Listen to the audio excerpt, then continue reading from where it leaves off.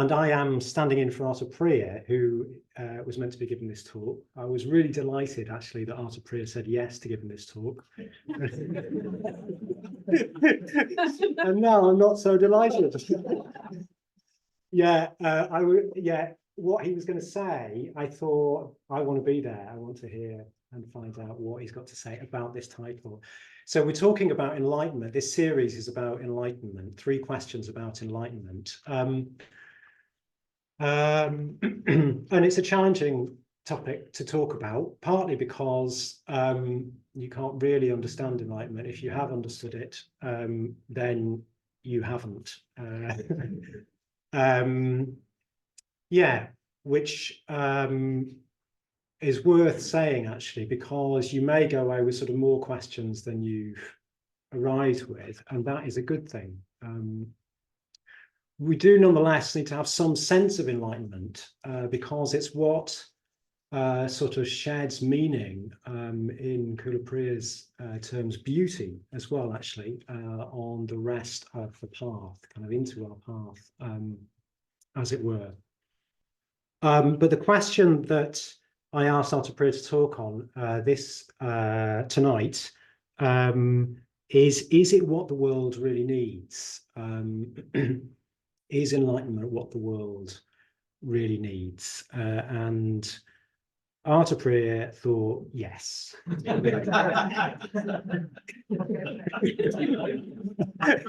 be fair, yeah, second today. Yeah. So what I'm going to do, actually, I did get to hear what he was thinking of saying, and I thought that's great. Those are really, really interesting points. So I thought I'd just share to my best ability some of Arthur Priya's ideas about this area. And the first one that he mentioned was just that to have a wise person in the room is of real value. So it might sound like enlightenment is like pointless unless you get there. But he's saying no, actually just to have a wise person in the room is a real value.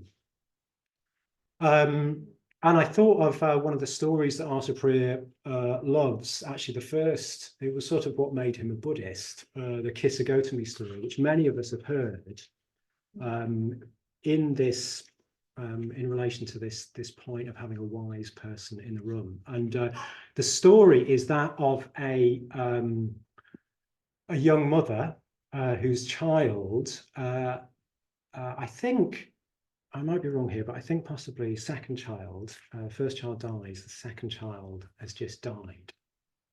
And she is beside herself, actually starting to sort of mentally lose it, and goes around in denial of the fact that her child has died, asking for help from people.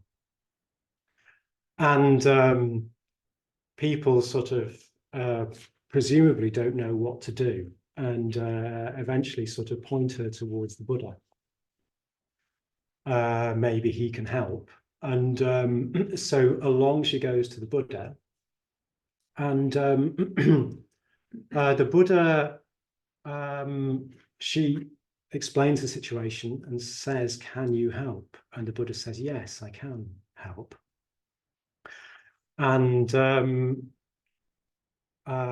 he says, what I need is a mustard seed. So can you go to the village and ask for a mustard seed from any of the villagers, the people in the village? So she says, well, yes, of course, I'll go and do that.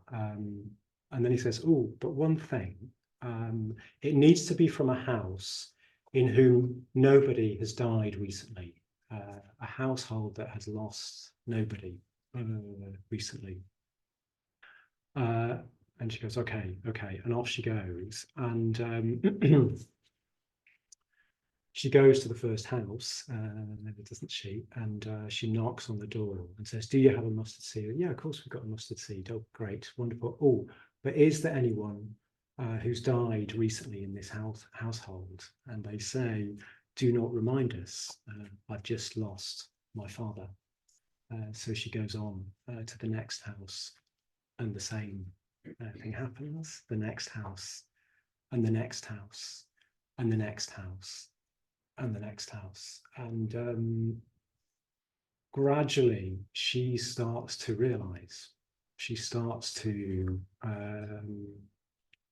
see the universality of her situation. And then she goes back to the Buddha. She eventually becomes a nun, I believe. She takes refuge in the Buddha. But one of the reasons why that story kind of came to mind in terms of this point of you need a wise person in the room is that I didn't know, I didn't expect that to be what was going to happen.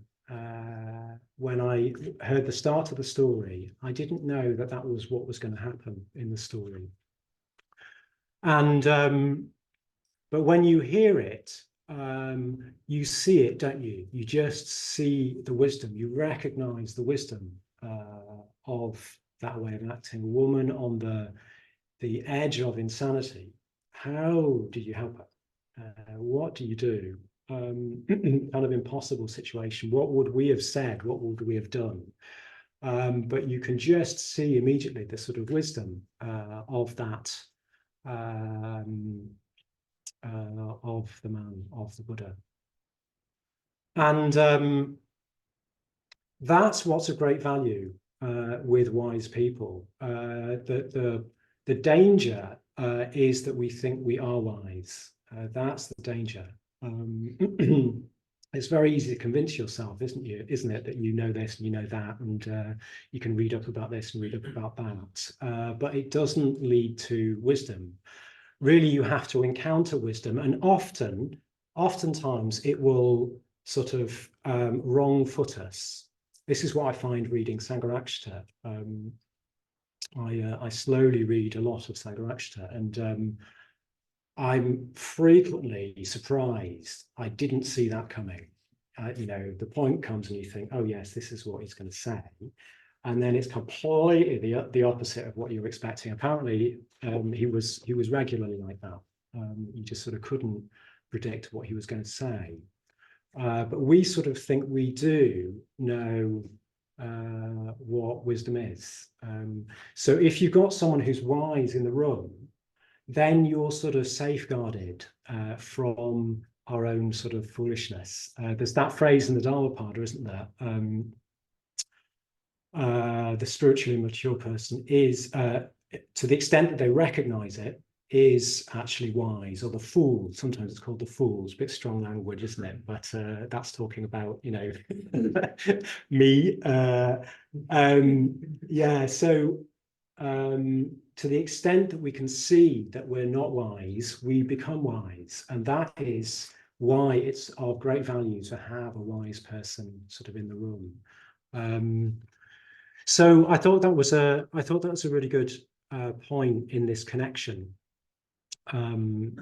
Is it what the world really needs? It can seem like, unless I get it, it's not worth it. It's not worth going for. But actually, it's particularly when you're trying to grow as a human being that you start to see what wisdom really is. It's kind of in our own faltering efforts that we can see more clearly the distance between us and wisdom. So it's worth having somebody wise in the room. The effects of that can travel much, much further, touch many more lives than we quite can sort of describe or calculate. So there's another bit to this, the Kisagotama story, or at least another element to it, which somebody pointed out to me. I can't remember who it was, and that is that quite why Kisagotami is going mad. I mean, the loss of your child, horrific, unimaginable as it is. But what compounded the problem was that in India at that time, a woman's status was very low. Now, a woman's status who is a widow is lower, and a woman's status who has no children is lower than that. So what she was losing was not just her child, but her world. She was losing the world in which she had been living. Yeah, that was everything, the sort of opportunities, the sense of her location and place she was losing. That was going. So that kind of, that's a lot to lose, isn't it? And she just could not kind of accept it. So the reason why I am drawing this out is Aspria's second point was this point about the world.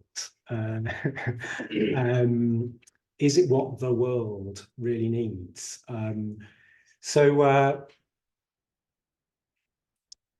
Kissa Gautami's world was faltering, was falling apart. And we can see from outside that that wasn't her world. But actually, we're all in the same position. When we talk about the world, we have a world in our minds that's not actually the world. In actual fact, it's quite a sort of localized sort of thing. It's a view, a particular sort of localized view. I imagine you would have experienced this too, but one example for me, or one incident of experiencing this for me, was going to India. It's such a different world out there if you've been. Thrilling, fascinating, terrifying. It's a total assault on your senses, is India. It just sort of comes at you kind of constantly. But it was so far, it's just so far from my habituated kind of world, the world that I sort of live in. And I felt myself I felt that undermined, that world that I thought was the world, just by habit, I thought was the world, was undermined. It was just undermined. And I was out the end of it. And there were all these people living in this this world that wasn't sort of part of my world. And the longer I was there, my world sort of reconfigured to an Indian world, which was very different. Some of the things that I noticed sort of fell out were at the time career.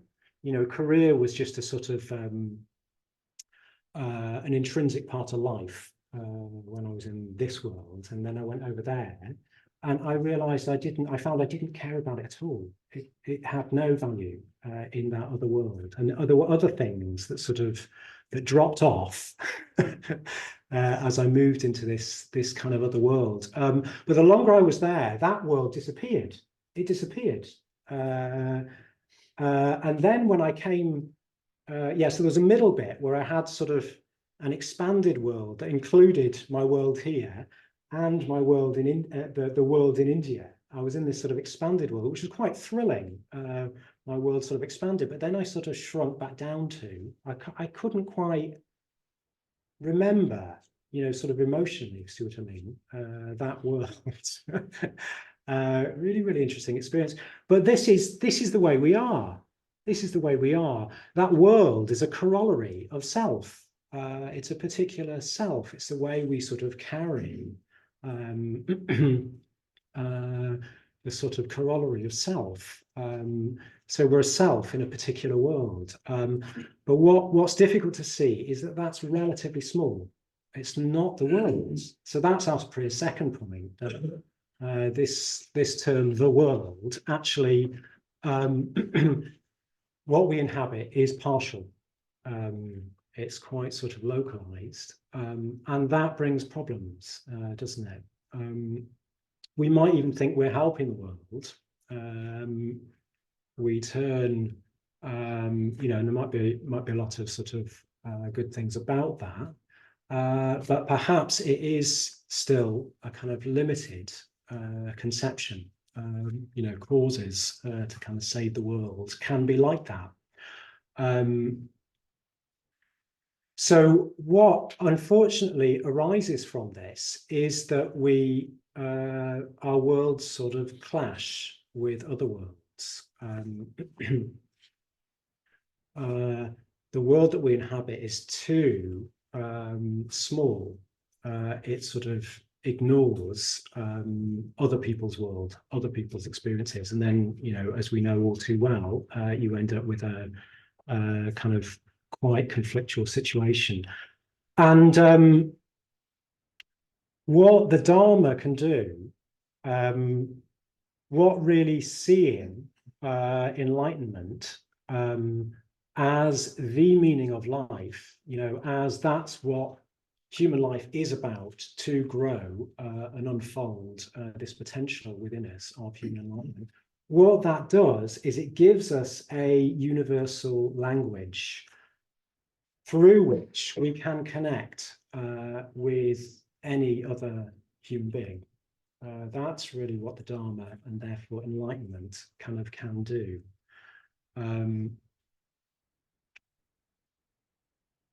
So I think we need to see, Asperger's point is, we need to see the limitations of our world. That might be quite a good world, but still a limited world. In order to see the real value of the Dharma, which is really sort of kind of instructions as to how to get enlightened. Without that sense of this deep possibility within life, the Dharma isn't really the Dharma, basically. It might be sort of quite helpful in various ways, but it's not as yet the Dharma. The Dharma is what leads us to enlightenment. So having some sort of a tangible sense of the possibilities of consciousness is that can enable us to cross boundaries of gender, sexuality, race, all those boundaries. That's what really genuinely enables us to cross those boundaries. It's a sort of, Arthur put it, sort of genuinely unifying presence in a rather divided world, a world that sort of localizes into sort of conflictual worlds. So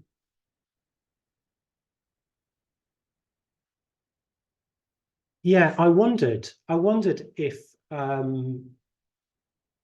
well, not wondered, I suspect that that you guys have had your own experiences of that, your own experiences of sort of encountering, in a way, the sort of the limits of the world that you inhabit, and perhaps the Dharma sort of taking you out of that. It can be as simple as you're at the Buddhist center and there's someone who you've kind of, you put in a particular box. You think, oh, they're that type of person, they're not my type of person. It's a really brilliant moment, that.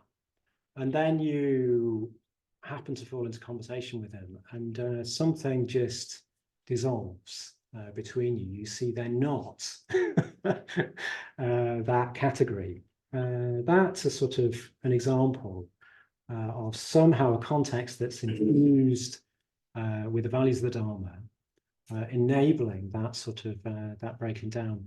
But what I thought I'd do is just ask, has anyone else got an example of that, where the Dharma kind of breaks through a sort of a kind of shell of a kind of limited world? Has anyone had some sort of experience of that? Well, that they can recall and share. Yeah. Hello, Hriday Manu. Hold on to your seats. I was just saying, yes, I have.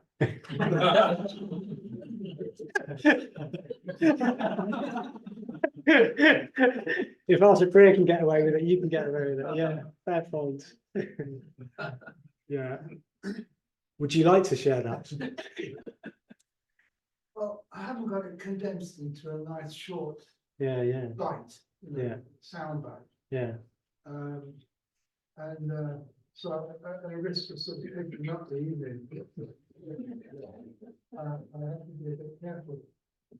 But yeah, I was on a retreat, a 7-day retreat, nothing too highfalutin. It was a refresher retreat, it's called, Vajraloka. And I had an experience that lasted all of dinner.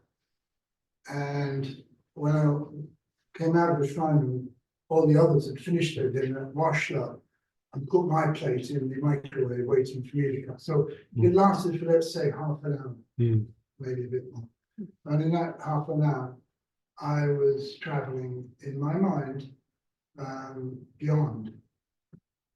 And that's a key word, I think, beyond what, beyond my normal stuff. And my eyes were wide open the whole time. But I was lying on the floor on my back and looking at the door spring at the top corner up there. And I was just saying that because my eyes were open the whole time. But my mind was doing some journeying and it into a beyond, beyond what I've ever experienced before. And it scared the pants off me. It sounds a bit scary, yeah. Came out and went knocking on the doors of the order members that were running that centre. Oh, yeah. And I demanded a walk immediately. What was that? Yeah. And he had the intelligence of his order member to just to say, well, I don't know what it was. Yeah. He didn't try and label it, box it up, because it was beyond. Yeah. But he said, all you have to do is to learn to grow with your shoulders to be able to carry it. No, okay. Not literally grow with your shoulders, but the metaphors and that gave me a conviction that there is beyond. I'm no longer in touch with it as richly as I was at the time. Yeah.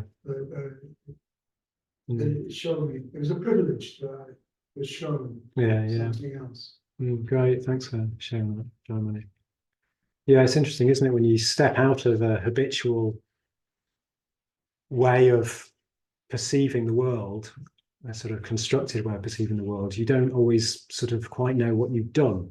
It just sort of it can be a shock. You don't know quite what's happened, which comes through very strongly in your story, Fridolin. Yeah, thanks.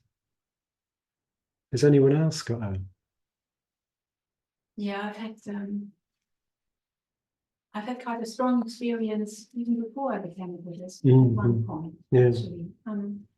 And I was that was the first time I flew to New Zealand from Germany. And I started out on a really grey, miserable winter day, getting to the airport and all the rest. That was quite a miserable day, and cold and wet and grey and darkish. And of course, in the plane just got through the clouds and into this bright blue realm with the same clouds underneath, like a snowy kind of landscape. I mean, it happens all the time to everyone when you go on a plane.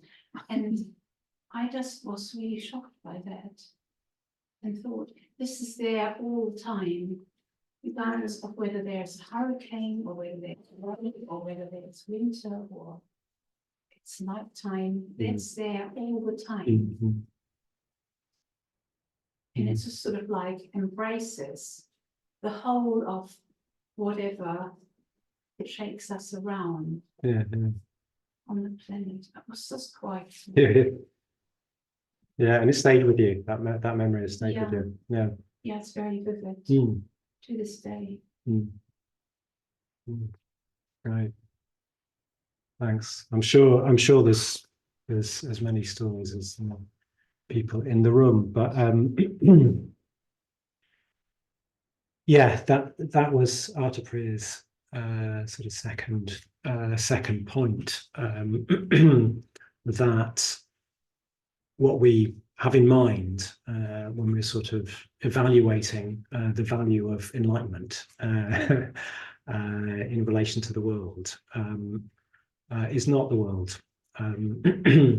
And actually enlightenment sort of cuts through our sort of small-minded sort of little worlds. There's also that useful sort of distinction, isn't there, between the kind of sphere of influence and sphere of concern. Yeah, that sort of reminds us that actually, if we're going to sort of perhaps sort of evaluate the value of trying to grow towards enlightenment to other people, well, that needs to be the other people around us. If it's a sort of abstracted world over there we're trying to save, that's that is quite an abstraction, basically. So yeah, distinguishing, it is a value. The idea distinguishing between your sphere of concern and your sphere of influence is that it is a value to broaden your sphere of concern, but then you actually need to sort of act within or acknowledge, identify your sphere of influence. And that's the world that you can sort of act within. That's where you can really evaluate much more fully the extent to which growing towards enlightenment can actually help other people. So moving on to the third point, just 4 points. The third point is just the extraordinary story that perhaps many of us have heard of Dr. Ambedkar and the Dharma revolution in India. So Dr. Ambedkar, one of Bhante Sangharakshita's great Buddhists of the 20th century, was the law minister of India, and kind of author of the first Indian constitution. And he concluded, after years of work as a politician, that he could not change society sufficiently with politics. It's quite an extraordinary story. It's utterly extraordinary, actually, really. If you ever get a chance to listen to a talk on Dr. Ambedkar, find out about Dr. Ambedkar, go. He's one of the most extraordinary human beings in the 20th century, I'd say, and stories within the 20th century. But he's very little known in the West. But that is what he discovered. He brought out the Hindu Code Bill. I think this is right, a bit sketchy on the facts, which was a kind of social bill to try and change some of the inequalities and injustices that were written into society through Hinduism. And I believe he got that through, but found that it actually had very little effect. So what he, as a politician, a consummate politician, kind of concluded, well, his reflection was that the sanction of law reaches very few people. It does reach some people in society, but it actually reaches very few people. The sanction of what he called religion reaches many more people. Actually, it's kind of values that lead the decisions of most people's lives, not laws. That was his kind of conclusion. He knew very, very well the importance of laws. He's not sort of undermining that, but he's saying that actually, in his experience, the sanction of religion or values has a greater reach. It reaches into more people's lives. And as a consequence, he, to the great shock of the Hindu world, he converted. It took him a long, long time because he researched incredibly thoroughly the religions of the world to decide what was the best for his people. So Ambedkar was the leader of the Dalits, so that may not be the right term anymore. I'm not completely up to date, but millions of people. The Shudras right at the bottom of society. He was their leader. He was the one man, consummately educated politician who could help them out. So when he converted, about 500,000 other people in the same afternoon converted to Buddhism. And millions, I believe, since then have converted to Buddhism. And what effect has that had? Well, it has changed society. It has actually changed society. So this is what really took Sangharakshita back. And Ambedkar sort of opened Sangharakshita's eyes to the social implications of the Dharma. That actually just the ideas of Buddhism can change society. So particularly the way that happened was it changed people's view of themselves.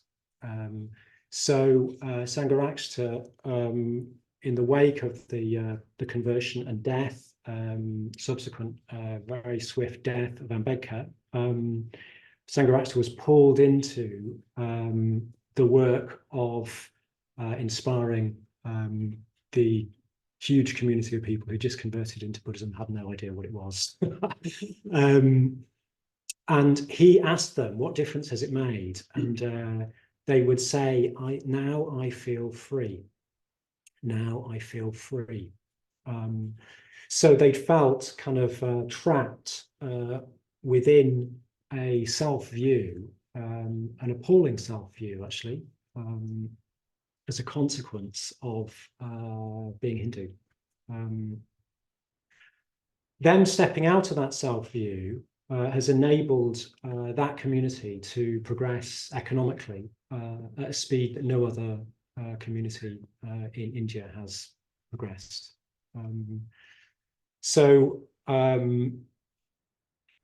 there we are, a conversion to Buddhism actually kind of changing, radically changing society and the opportunities of people in society in a way that laws, well, yes, have underpinned, but weren't actually adequate to doing. People have had to confront all sorts of prejudice, including violence and continued atrocities. But Buddhism sort of given them the courage to say, no, I am not that person. I can take charge of my own life. I can take responsibility for my own life. And that has given them dignity and the freedom to actually make extraordinary changes in society. It's a story that if you get a chance to hear more, listen. So there we are. Perhaps the most eloquent answer to this this question: is it what the world really needs? And then the last point.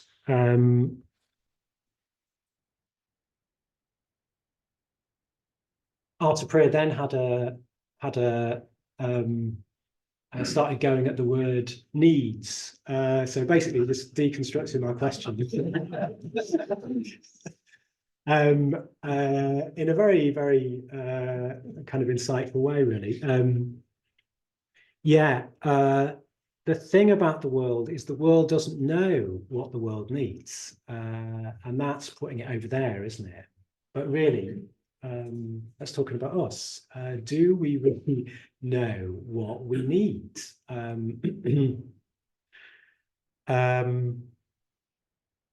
So I thought maybe we could break up into groups to explore that for ourselves.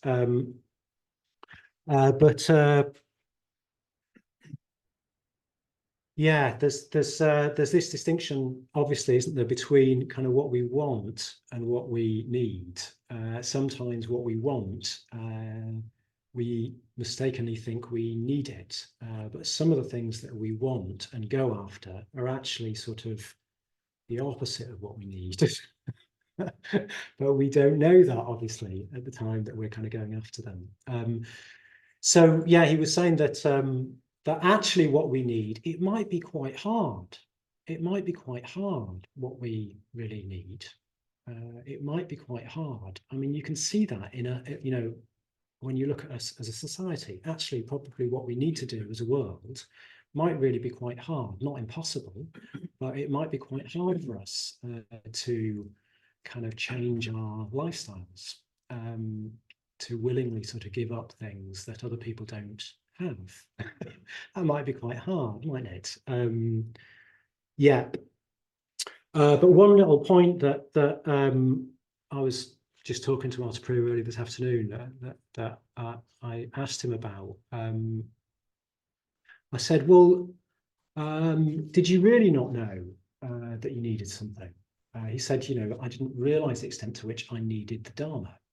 I did need the Dharma, but I didn't realize the extent. I said, is that really true? I mean, surely, you felt a lack of something. He said, yeah, well, that's true. I felt the lack in my life kind of palpably. There was something missing. I didn't know what it was, but there was something missing.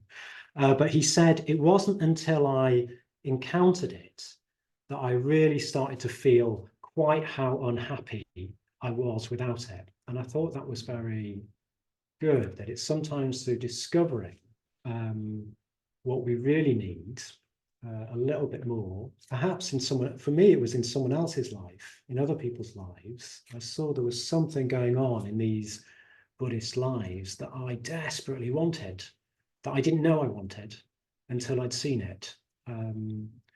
So yeah, sometimes we don't realize how unhappy we are until we actually kind of encounter what we need. And then you feel much more keenly that you really need that we really need the Dharma. So that was the last kind of point, that the world generally, we generally don't know what we need. So that's another kind of sticking point to this question. Is it what the world really needs?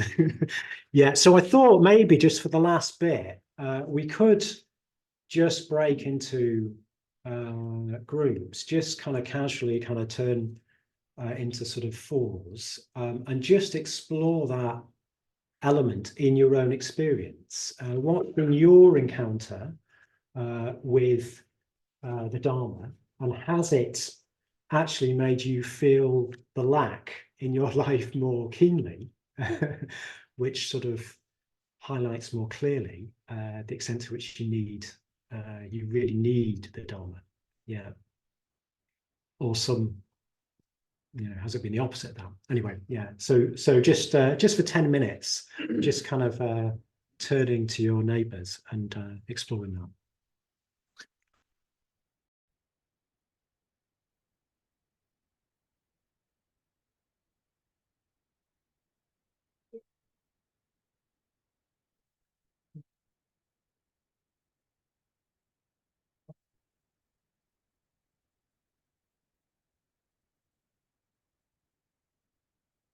Great. So thanks to Arthur Priya, Art City for his good ventriloquist act. Yeah. So the importance of having a wise person in the room that can bring, second point, a vision that can genuinely unify us as a world and change society, and lastly, help us actually identify what our needs really are. That's what the Dharma, that's what enlightenment and the path of how to get there can bring into the world. Yeah. So that's Arthur Priya's talk.